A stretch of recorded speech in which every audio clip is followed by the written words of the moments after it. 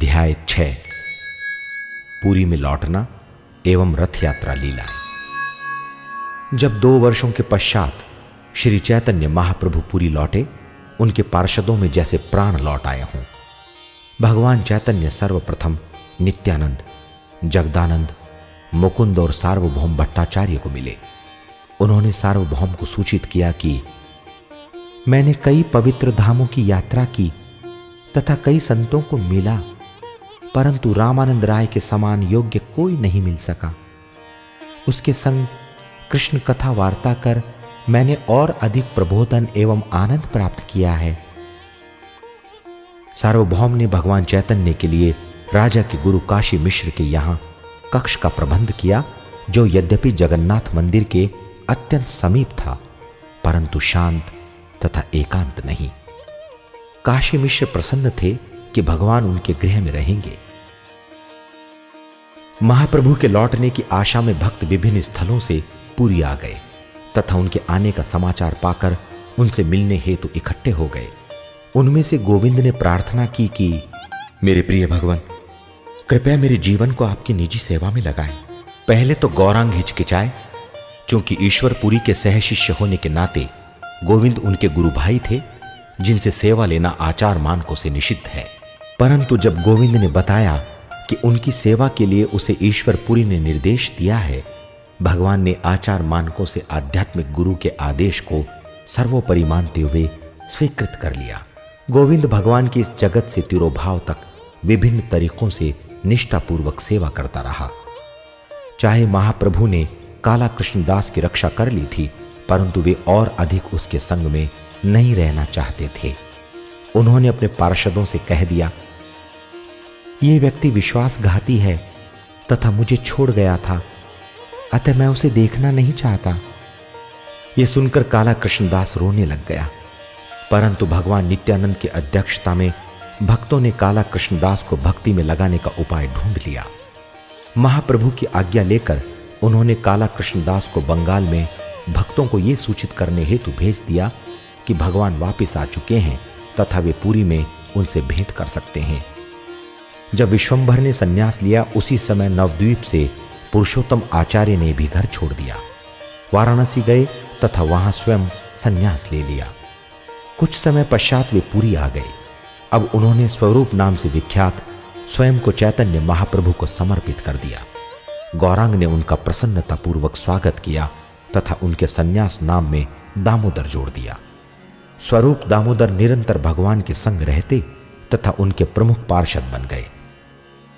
स्वरूप दामोदर एक प्रकांड पंडित थे और वे महाप्रभु के अनुयायियों में अग्रणी अधिकारी बन गए। यहां तक कि जब अन्य भक्तों में कोई दार्शनिक भ्रांत धारणा उत्पन्न हो जाती, स्वरूप दामोदर कभी भी डगमगाते नहीं थे तथा उनकी त्रुटि को दूर कर देते। वे भगवान चैतन्य के इतने अंतरंग बन गए कि वे अंतर्ज्ञान से उनके भावों को जान लेते तथा भगवान के भक्तिमय भाव को बढ़ाने हेतु मधुरता से गुह्य भक्ति गीत गाते। जब उड़ीसा के राजा महाराज प्रताप रुद्र ने भगवान चैतन्य के अद्भुत क्रियाकलापों तथा तीव्र भक्ति के बारे में सुना, वे भी उन्हें मिलने के लिए उत्सुक हो गए।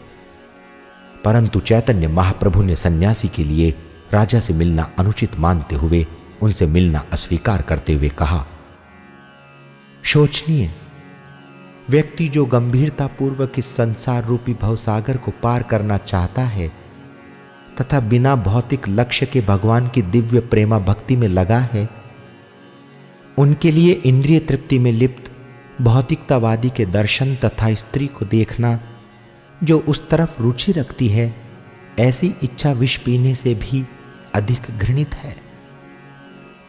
राजा अत्यंत व्यथित थे, अतः सार्वभौम भट्टाचार्य और रामानंद राय ने भगवान चैतन्य को राजा से भेंट हेतु बारंबार निवेदन किया, परंतु राजा मिलने हेतु जितना अधिक व्यग्र था, भगवान उतने न मिलने के लिए अटल थे। यहां तक कि उन्होंने अपने भक्तों को चेतावनी दी कि यदि लगातार दबाव डाला गया तो वे पुरी छोड़ कभी नहीं लौटेंगे। जब सार्वभौम ने यह महाराज प्रताप रुद्र को बताया तो व्यथित राजा हताश हो उठे। जब गौरांग दक्षिण भारत में थे तो उन्होंने 7 ताड़ के तनों को गले लगा वैकुंठ भेजकर वृक्षों पर अपनी दया प्रदर्शित की। क्या महाप्रभु ने प्रताप रुद्र नामक अधम जीव को छोड़ सभी पापियों के उद्धार की प्रतिज्ञा ली है? यदि गौरहरि मेरे प्रति कृपालु नहीं है तो मैं अपना राजपाट त्याग दूंगा तथा भिक्षु बन द्वार द्वार भिक्षाटन करूंगा। परंतु गौरहरि दृढ़ रहे और राजा दुखी, परंतु फिर भी वे भगवान की कृपा प्राप्त करने हेतु आशान्वित थे। गौरांग के पुरी में निवास के बाद उनके बंगाल के गृहस्थ भक्तों ने उनसे भेंट हेतु रथ यात्रा के दौरान वार्षिक यात्रा हेतु नियत कर ली। वर्षा ऋतु में रथ यात्रा एक लोकप्रिय उत्सव है जिसमें भगवान जगन्नाथ अपने मंदिर से बाहर आकर गुंडीचा मंदिर में भव्य रथ द्वारा खींचकर ले जाए जाते हैं। पारंपरिक कई तीर्थयात्री रथ यात्रा में भाग लेने हेतु बंगाल से पुरी आते तथा ऐसा करने से भगवान चैतन्य के श्रद्धालु वर्षा ऋतु के 4 महीने यानी चातुर्मास उनके सानिध्य में रहते हैं।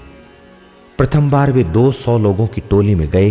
वहां पहुंचकर वे ये देखकर आनंदित थे कि पूर्व ख्यात मायावादियों के अग्रणी सार्वभौम भट्टाचार्य उनके मध्य नृत्य तथा कीर्तन कर रहे हैं। महाराज प्रताप रुद्र भक्तों के बारे में जानना चाहते थे, इसलिए गोपीनाथ आचार्य उन्हें महल की छत पर ले गए जहां से वे भक्तों को पुरी की गलियों में भगवान नाम का कीर्तन करते देख सकते थे। आचार्य ने राजा को अग्रणी भक्तों के बारे में बताया जिनका शारीरिक तेज तथा असाधारण उत्साह जिसमें वे हरे कृष्ण का कीर्तन कर रहे थे को देख वे आश्चर्यचकित रह गए। राजा ने बहुत कीर्तन श्रवण किए थे, परंतु इस कीर्तन ने उनके शरीर के रोम खड़े कर दिए तथा गौरांग को मिलने की उनकी इच्छा और भी तीव्र हो गई। अल्प समय पश्चात ही बंगाल से हरिदास ठाकुर आए। वे एक महान भक्त थे। फिर भी हरिदास के मुस्लिम परिवार में जन्म लेने के कारण जगन्नाथ मंदिर में प्रवेश करना वर्जित था। इसलिए महाप्रभु ने उनके लिए एक कुटिया का प्रबंध किया जहां से वे जगन्नाथ मंदिर के चक्र का दर्शन कर सकते थे तथा प्रणाम कर सकते थे। महाप्रभु ने उनके लिए प्रतिदिन के महाप्रसाद की भी व्यवस्था कर दी और चाहे हरिदास ठाकुर को जगन्नाथ मंदिर में प्रवेश वर्जित था, परंतु जगन्नाथ व्यक्तिगत रूप से भगवान चैतन्य के रूप में प्रतिदिन उनसे मिलने आते थे। अतः ये प्रदर्शित करने के लिए कि चाहे उनके भक्त को भगवान के दर्शन वर्जित हैं, भगवान स्वयं उनसे मिलने आते हैं। चाहे भगवान हरिदास को मिलने जाते, परंतु उन्होंने फिर भी महाराज प्रताप रुद्र को उनसे भेंट के लिए मना कर दिया। इसे सहन करने में असमर्थ राजा ने रामानंद राय से भेंट हेतु बारंबार प्रार्थना की। रामानंद राय प्रताप रुद्र के संत तुल्य गुणों का बखान कर चैतन्य महाप्रभु को इस बात के लिए मनाने में सफल हो सके कि राजा मात्र भौतिकतावादी नहीं अपितु एक सच्चे भक्त भी हैं। चाहे भगवान का दृष्टिकोण मृदु हो गया था, फिर भी वे राजा को मिलने के प्रति सावधान थे। तथापि नित्यानंद की प्रार्थना पर उन्होंने महाराज प्रताप रुद्र को अपने पहने हुए वस्त्र कृपावश भेंट किए। महाराज प्रताप रुद्र भगवान के वस्त्रों की पूजा भगवान की भांति करने लगे। तदुपरांत महाप्रभु ने कहा, शास्त्रों के अनुसार पुत्र पिता का प्रतिनिधि होता है, इसलिए राजकुमार का मुझसे भेंट करना राजा का मुझसे मिलने के समान है। तब भक्तगण राजा के पुत्र को भगवान चैतन्य से भेंट हेतु ले आए। बालक सुंदर श्याम वर्ण था तथा उसके विशाल लोचन थे। उसने पीतांबर पहना था तथा उसका शरीर आभूषणों से अलंकृत था। उसे देख गौरांग को कृष्ण स्मरण हो आए तथा उन्होंने प्रगाढ़ता से बालक का आलिंगन किया। चाहे इस बात ने महाराज प्रताप रुद्र को आंशिक रूप से संतुष्ट किया था, फिर भी वे महाप्रभु से प्रत्यक्ष भेंट हेतु लालायित थे। प्रत्येक वर्ष की भांति रथ यात्रा से पूर्व भगवान चैतन्य तथा उनके पार्षदों ने गुंडीचा मार्जन कर भगवान जगन्नाथ के आगमन की तैयारी की।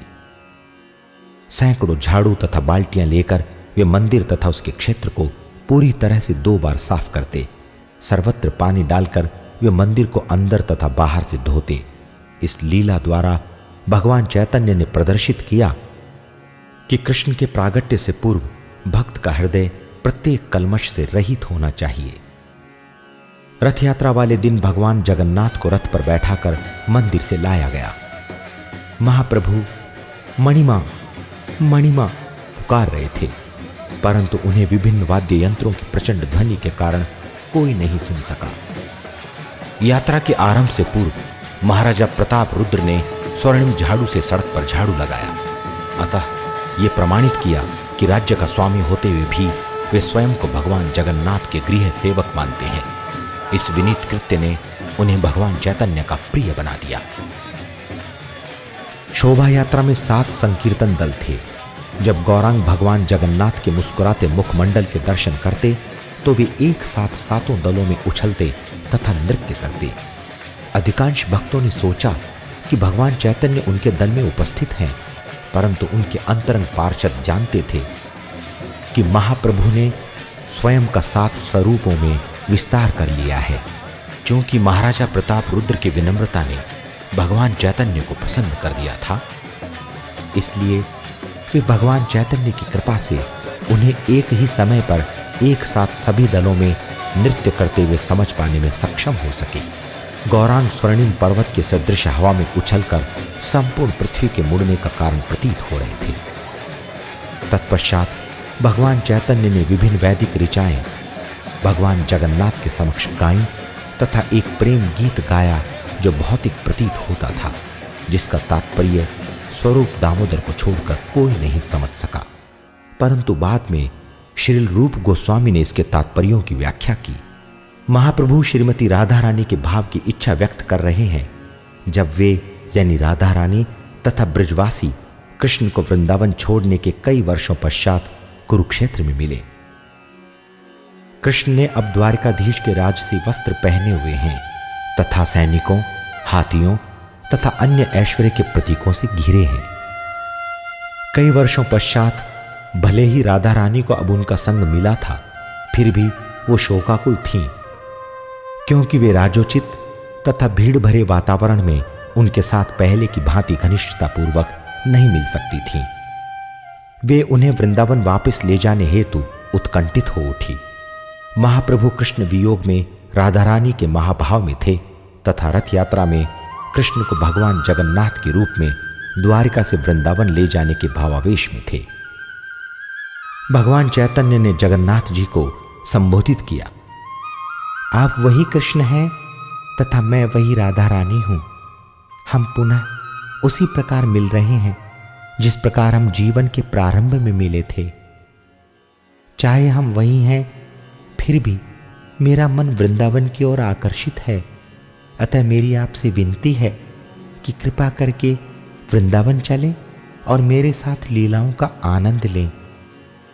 यदि आप ऐसा करेंगे तो मेरी अभिलाषा पूर्ण होगी। जब महाप्रभु जगन्नाथ के समक्ष नृत्य कर रहे थे, कई बार वे शीघ्रता से आगे बढ़ जाते।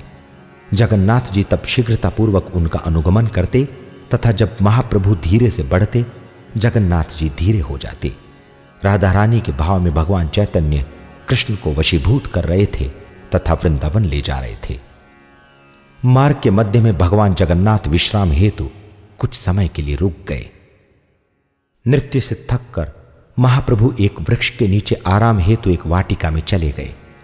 सार्वभौम भट्टाचार्य से पहले ही मंत्रणा किए हुए राजा ने विनीत वैष्णव की वेशभूषा, साधारण वस्त्र तथा आभूषणों रहित महाराज प्रताप रुद्र ने वाटिका में प्रवेश किया और उपस्थित वैष्णवों की आज्ञा से भगवान चैतन्य के चरण व पांव दबाने लग गए तथा श्रीमद् भागवतम के उत्कृष्टतम गोपी गीत का वर्णन प्रारंभ कर दिया।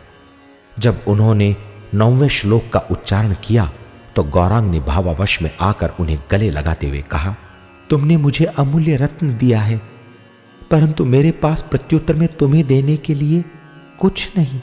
तब वे यानी महाप्रभु दिव्य प्रेम में उन्मत्त हो बारंबार वही श्लोक गाने लगे। मेरे प्रिय कृष्ण, तुम्हारी शब्द रूपी सुधा और तुम्हारी लीलाओं का वर्णन उनके लिए जीवन तथा आत्मा है जो इस भौतिक जगत से भिन्न है। उच्च अधिकारियों द्वारा संचारित ये कथाएं सभी पापों के मूल का नाश कर देती हैं तथा जो कोई भी इन्हें सुनता है वो संपूर्ण सौभाग्य को प्राप्त करता है। ये कथाएं संपूर्ण जगत में प्रसारित हैं और आध्यात्मिक शक्ति से परिपूर्ण हैं। जो कोई भी भगवान के संदेश का प्रचार करता है वो निश्चित रूप से सर्वश्रेष्ठ मंगल का दान देने वाला है। भगवान चैतन्य ने कहा, आप महावदान्य हैं, आप महावदान्य हैं, तथा पुनः राजा का आलिंगन किया और अपनी कृपा उन पर की। चाहे वे सब कुछ जानते थे, फिर भी उन्होंने दिखावा किया कि वे ये नहीं जानते कि वे वेश बदले राजा से बात कर रहे थे। जगन्नाथ जी ने पुनः अपनी यात्रा प्रारंभ की और थोड़े समय आगे चलने पर उनका रथ अचानक रुक गया। सैकड़ों व्यक्तियों के संपूर्ण बल द्वारा रस्सियों से खींचे जाने पर भी रथ न हिला। महाबली व्यक्तियों को खींचने हेतु बुलाना भी निरर्थक हो गया। यहां तक कि हाथी जिन्हें रथ खींचने के लिए उकसाया गया, पर वे भी रथ हिला न सके और चीखने लगे। कोई नहीं जानता था कि क्या करें। वास्तव में भगवान जगन्नाथ भक्तों को सेवा का अवसर प्रदान करने हेतु स्वयं को परिवहन करने की आज्ञा देते हैं, परंतु वे अपनी इच्छा से चलते हैं। जब वे रुकना चाहते हैं तो रुक जाते हैं। गौरांग तब रथ के पीछे गए और अपने सिर से रथ को धकेलने लगे। रथ धीरे धीरे गड़गड़ाहट करते हुए आगे बढ़ा तथा जगन्नाथ जी पुनः अपनी यात्रा पर लौट आए। कीर्तन और भी प्रचंड हो गया तथा गुंडीचा मंदिर तक अविचल होता रहा, जहां जगन्नाथ जी को रथ से अवरोहित किया गया। रथ यात्रा के 5 दिन पश्चात हेरा पंचमी के दिन, जब लक्ष्मी देवी अपने पति के अनुपस्थिति से क्रोधित होती हैं, गुंडीचा मंदिर आकर उन्हें वापस घर लाने का प्रयत्न करती हैं। उस दिन श्रीवास ने वैकुंठ तथा लक्ष्मी देवी का गुणगान किया, परंतु स्वरूप दामोदर ने कहा, प्रिय श्रीवास, द्वारका तथा वैकुंठ का ऐश्वर्य वृंदावन की तुलना में तुच्छ है। अपने मत के समर्थन में स्वरूप दामोदर ने ब्रह्म संहिता अध्याय 5 श्लोक 56 के एक श्लोक का उच्चारण किया। वृंदावन की गोपियां महालक्ष्मी हैं। पूर्ण पुरुषोत्तम भगवान कृष्ण वृंदावन के भोक्ता हैं। वृक्ष कल्पतरु तथा भूमि दिव्य पारस से बनी है। पानी सुधा, वार्तालाप गायन, चलना नृत्य है और कृष्ण की निरंतर संगिनी उनकी बांसुरी है। अतः वृंदावन एकमात्र आनंद स्थली है। बंगाल के भक्त वर्षा ऋतु के संपूर्ण चातुर्मास पुरी में रहे। भगवान चैतन्य के मधुर सानिध्य की खुशी में निमग्न उन्होंने भगवान जगन्नाथ की प्रसन्नता हेतु विभिन्न उत्सव मनाए। तब गौरांग ने उन्हें बंगाल लौट जाने की प्रार्थना की। विशेषतः उन्होंने नित्यानंद तथा अद्वैत को कहा कि वे इन्हें जात पात के भेदभाव बिना कृष्ण प्रेम प्रदान करें। परंतु महाप्रभु के संग को छोड़कर जाने की भक्तों की इच्छा नहीं थी। चाहे वे प्रतिदिन जाने की तैयारी करते, वे मात्र प्रस्थान में विलंब कर दिन समाप्त कर देते। अंततः भगवान चैतन्य ने उन्हें वापस जाकर अपने कर्तव्यों के पालन पर जोर दिया, परंतु उन्होंने यानी महाप्रभु ने उन्हें आश्वासन दिया कि वे पुरी में रहते हुए भी उनके साथ बंगाल में भी उपस्थित रहेंगे, विशेषकर वहां जहां पर श्रीवास पंडित कीर्तन तथा नित्यानंद अपना आह्लादित नृत्य करेंगे। मैं भी प्रतिदिन नवद्वीप में मेरी माता के चरण कमलों के दर्शन हेतु जाऊंगा। चाहे वो इसकी वास्तविकता पर विश्वास नहीं करेंगी, परंतु मेरी उपस्थिति का अनुभव अवश्य करेंगी। बंगाल के एक गांव कुलीन ग्राम के सभी निवासी भक्त तथा गौरांग के प्रिय थे। जैसे ही वे प्रस्थान के लिए तैयार हुए, भगवान ने रथ यात्रा के रथों को खींचने हेतु प्रत्येक वर्ष मजबूत सिल्क के रस्से लाने को कहा। सत्यराज खान, कुलीन ग्राम का एक निवासी, ने गौरांग से प्रार्थना की, प्रिय भगवान, संसारी गृहस्थ होने के कारण मैं आध्यात्मिक जीवन के प्रगति संबंधी तथ्य नहीं जानता। कृपया मुझे उपदेश करें। भगवान चैतन्य ने उसे भगवान कृष्ण के पवित्र नाम का अनवरत कीर्तन तथा भगवान तथा उसके भक्तों की सेवा का निर्देश दिया। सत्यराज ने तब पूछा, मैं किस प्रकार भक्त की पहचान करूंगा? उसके गुण क्या हैं? महाप्रभु ने व्याख्या की कि वैष्णव का मूल लक्षण है कि उसने अभक्त संग का त्याग कर दिया है। जब सत्यराज ने और व्याख्या जाननी चाही तो भगवान चैतन्य ने स्पष्ट किया कि जो कोई भगवान कृष्ण का एक बार भी नाम लेता है वो वैष्णव है। जब सत्यराज खान अगली बार पुरी गए तो उन्होंने वैष्णव के लक्षणों के बारे में आगे पूछा तथा इस बार महाप्रभु ने कहा, जो कोई भी निरंतर कृष्ण का नाम जप करता है वो वैष्णव है। और 1 वर्ष पश्चात सत्यराज खान ने पुनः वही प्रश्न पूछा तो गौरांग ने उत्तर दिया, वो व्यक्ति जिसकी उपस्थिति कृष्ण नाम के जप के लिए प्रेरित करती है वो वैष्णव है। इस प्रकार भगवान चैतन्य ने वैष्णव के क्रमशः 3 स्तरों का वर्णन किया। नवागंतुक यानी कनिष्ठ, मध्यम अधिकारी तथा उत्तम अधिकारी। महान भक्त वासुदेव दत्त ने महाप्रभु से अनुनय किया, प्रिय भगवान, मैं बद्ध जीवों के दुख नहीं देख सकता। कृपया उन सभी के पापों का फल मुझे दे दें। उन सभी के पापों के लिए मुझे चिरकाल तक नारकी अवस्था में दुख भोगने दें, परंतु कृपया उन्हें भवबंधन के रोग से मुक्त कर दें। वासुदेव दत्त से अत्यंत संतुष्ट भगवान चैतन्य ने उसे गले से लगा लिया। उन्होंने घोषणा की कि एक शुद्ध भक्त अपने स्वामी से जो कुछ भी मांगता है भगवान कृष्ण निश्चित रूप से उसे प्रदान करते हैं। कृष्ण का एकमात्र कार्य अपने भक्त की इच्छाओं की पूर्ति करना है, इसलिए तुम्हारी इच्छा किसी के भी कर्मों की सजा के कष्ट को भोगे बिना पूर्ण होगी। कृष्ण संपूर्ण ऐश्वर्यवान हैं, वो तुम्हें दूसरे जीवों के पापों के दंड क्यों भुगतने देंगे?